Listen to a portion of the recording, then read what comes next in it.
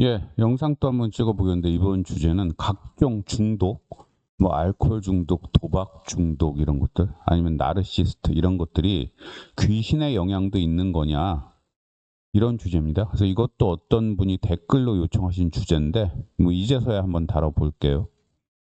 결론부터 말씀드리면 귀신의 영향이 있기도 하고 없기도 합니다.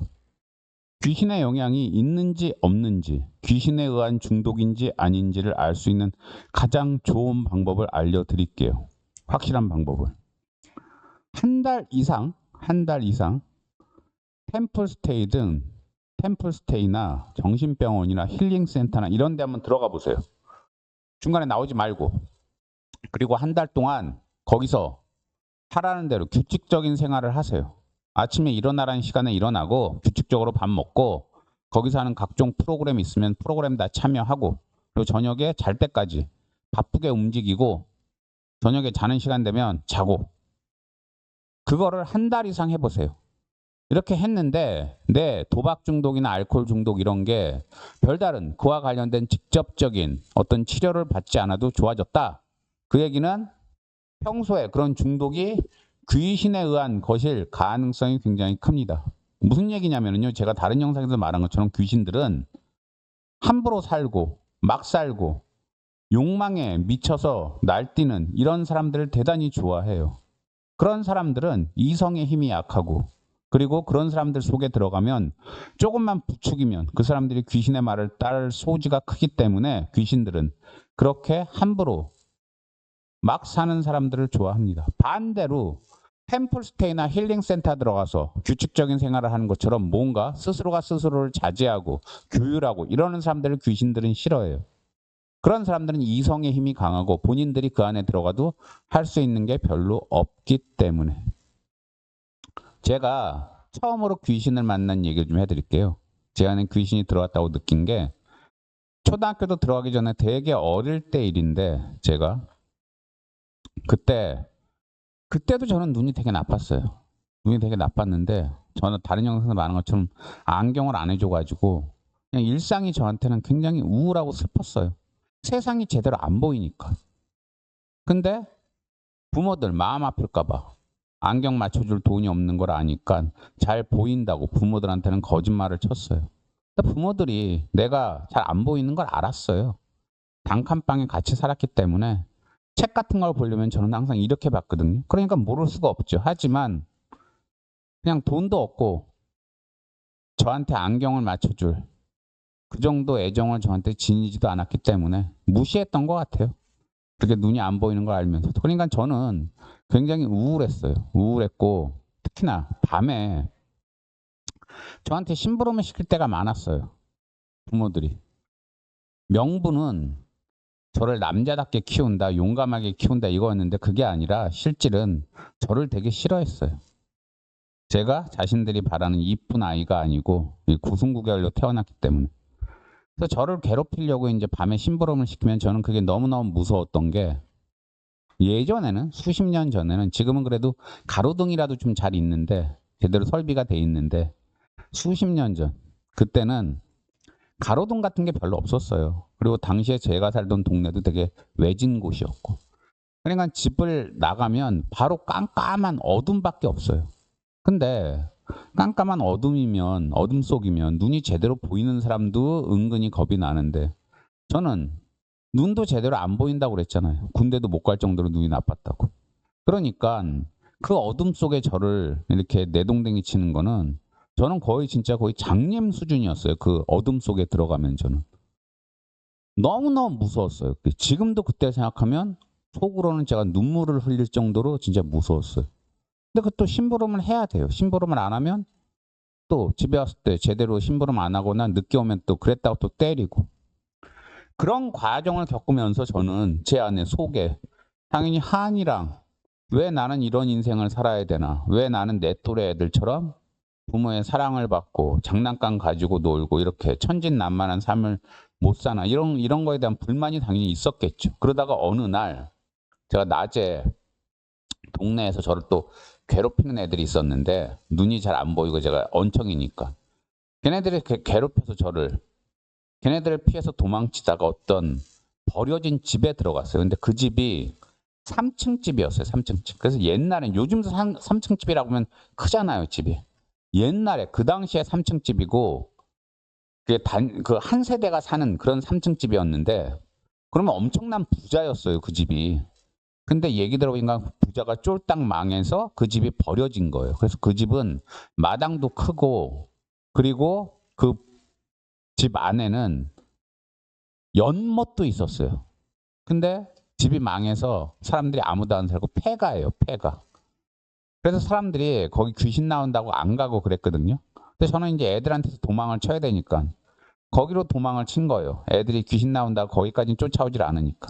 그러다가 어찌어찌 하다가 눈이 잘 안 보이니까 그때도 그때가 저녁 때였나 밤이었나 그런데 그 집에 내부 구조도 잘 모르고 하니까 이리저리 뛰어서 도망치다가 지하실로 들어가게 됐어요.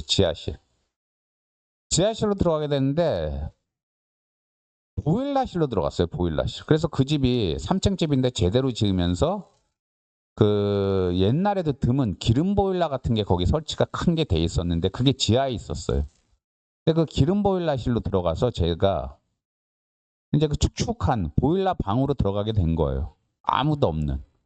그러니까 버려진 집에 축축한 보일러 방으로 들어가면 당연히 무섭잖아요. 근데 저는 무섭지가 않았어요. 지금도 그게 신기한 게 깜깜하고 제대로 보이지도 않고 저는 눈도 잘 안 보이고 축축한 보일러실에 벌레가 있을지도 모르고 정상적인 아이라면 무서워해야 되는데 저는 그다지 무섭지가 않았어요. 왜냐?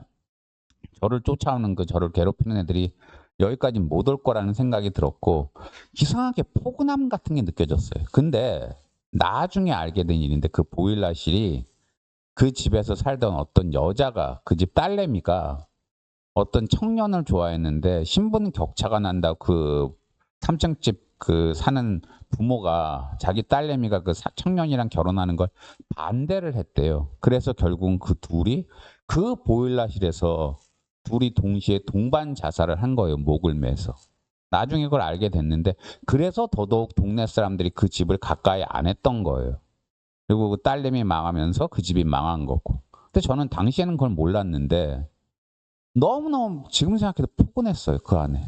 그리고 누군가가 나를 따뜻하게 안아준다는 느낌을 저는 분명히 받았어요. 지금 생각하면 그게 그 죽은 두 귀신이었던 것 같아요. 그래서 그 안에서 꽤나 오래 있었어요, 제가. 꽤나 오래 있었고 애들이 이미 제가 안 나오고 저를 못 찾으니까 집에 갔을 거라는 생각이 들고 이제 나가도 되겠다는 생각이 들었는데도 나가기가 싫었어요.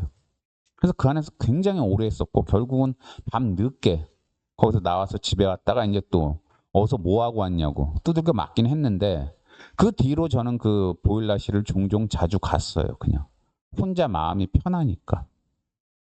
근데 지금 생각해보면 그게 제가 최초로 귀신을 제 안에 들인 것 같아요. 그리고 그렇게 거기 자주 갔다 오고 하면서부터 제 안에 뭔가가 있는 것 같고 외로움이 좀 덜 느껴졌어요. 그 전까지는 맨날 부모는 저를 때리고 동네 애들은 저를 괴롭히고 어디도 저는 의지할 데가 없어서 괴롭기만 했는데 보일러실에 그렇게 몇 번 왔다 갔다 하면서 그 뒤로는 왠지 외로움이 좀 많이 사라졌어요.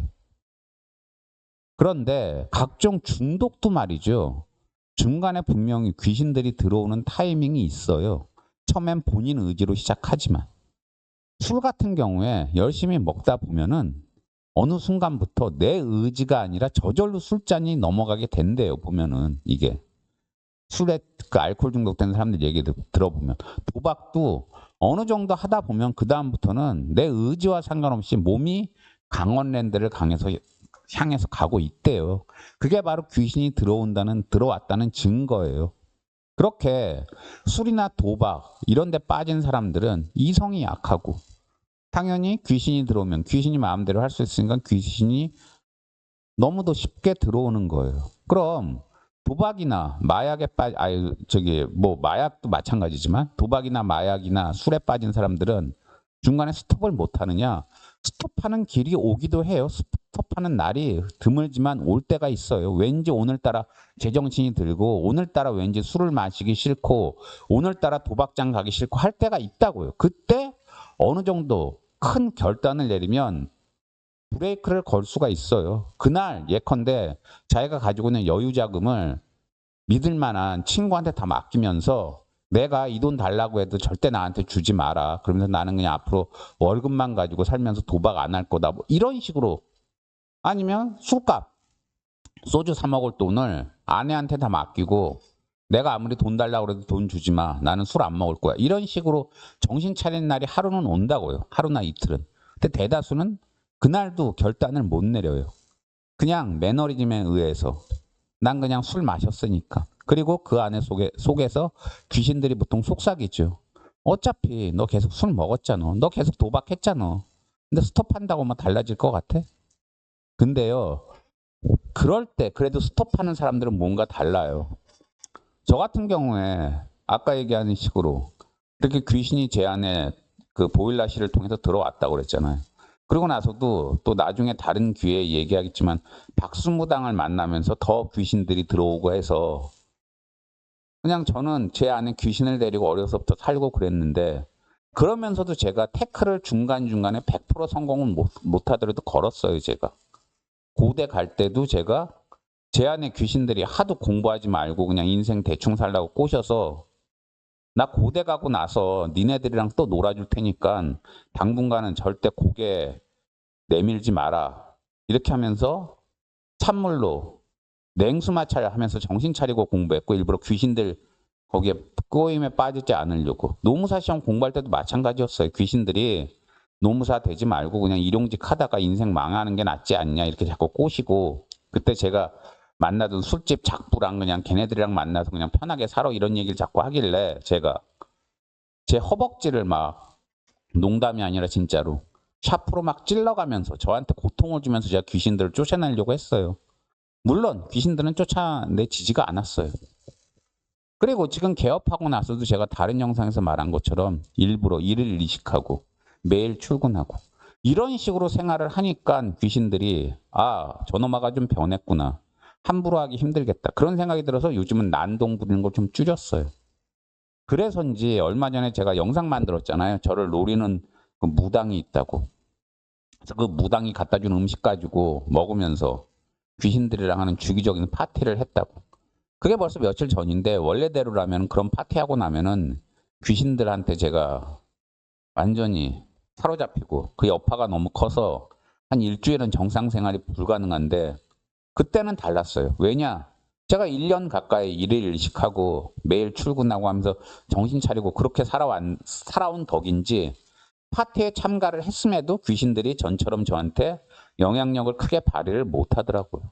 제 상상 속에 그 친구들도 마찬가지고.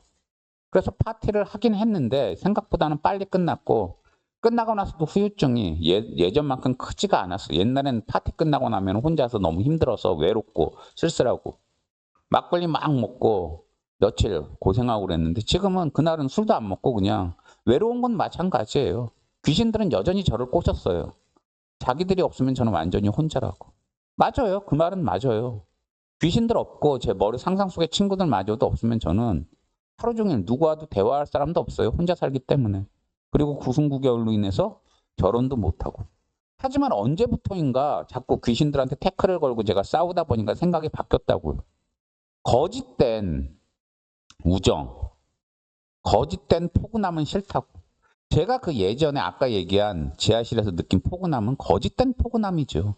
제가 정상적인 아이, 정상적인 사랑을 받는 꼬마였으면 그런데 들어가지도 않았을 거고 들어갔어도 그런 포근함을 느끼지 않았을 거예요. 그건 거짓된 귀신이 저를 현혹시키기 위해서 저한테 따뜻함을 느끼게 한 거죠. 그게 좋다고 평생 거기에 목숨 걸고 살면 결국 저는 평생 귀신의 소나기에서 못 벗어나는 거예요. 차가워도 현실은 누구도 나한테 말 안 걸어주고 슬프고 외롭고 우울하고 고통스러워도 그거를 있는 그대로 직시할 때 그게 오히려 건강하다고 저는 요즘은 생각을 해요. 그래서 귀신들한테 자꾸 제가 요즘 태클을 일부러 거는 거예요. 저를 잡아먹으려는 무당한테도 이제 조금은 자신감이 생겼어요. 왜냐? 저는 그 무당이 주는 음식 먹고 그날 그 파티에 또 참가하고 나면 진짜 엄청난 일이 발생할 줄 알았어요. 그래서 제가 겁먹은 영상도 올렸잖아요. 하지만 그 음식까지 먹고 했는데도 생각보다는 후유증이 별로 없더라고요. 왜냐 생각해보니까 제가 바뀌었어요. 제 안에 제가. 제 자신에 대한 자신감이 커졌고 일을 의식하고 매일 출근하고 하면서 스스로에 대해서 제가 난 귀신의 힘이 아니라 내 자신의 힘으로도 살 수 있는 사람이다. 외로워도 아무리 외롭고 하루 종일 손님 하나도 없어도 6개월 이상 나는 사무실에 맨날 나갔던 그런 맷집이 있는 사람이다. 그런 생각을 하니까 그 외로움이 전처럼 고통스럽지만은 않더라고요. 이게. 그래서 아까 딴 얘기하다가 잠깐 샜는데 귀신에 씌었는지 알 수 있는 가장 좋은 방법이 다시 말하지만 규칙적인 생활을 해보세요. 템플스테이를 하든 힐링센터에 가든 뭐 어디 정신병원에 들어가든. 그래서 여러분의 각종 중독이 저절로 좋아지면은 그거는 귀신의 영향이 큰 거예요. 그러면 그때는 여러분이 거기서 나와서도 자기 자신만 잘 규율하면은 저처럼 귀신에게서 완전히 벗어나진 못해도 어느 정도 병존이 가능해요. 귀신과 같이 귀신을 조절하고 살 수가 있다고요. 근데 여러분이 만약에 거기서 나왔는데 바로 또 생활이 개판이 된다. 그럼 다시 한번 귀신한테 먹히는 거예요. 그건 여러분 선택이에요. 근데 상당수 사람들이 그래요. 외로워서 술을 먹고 외로워서 도박을 한다고. 그게 몸 안에 귀신이 들어와서 그런 거예요. 귀신들 대부분이 외로워하거든요. 하늘나라로 갔어야 되는 존재들인데 가질 못하고 다른 사람 몸에 들어와 있으니까 계속 외로워해요. 그러니까 그 느낌을 그 사람도 느끼는 거예요. 근데 거기에 굴복을 하면은 평생 술의 노예가 되고 도박의 노예가 되는 거예요.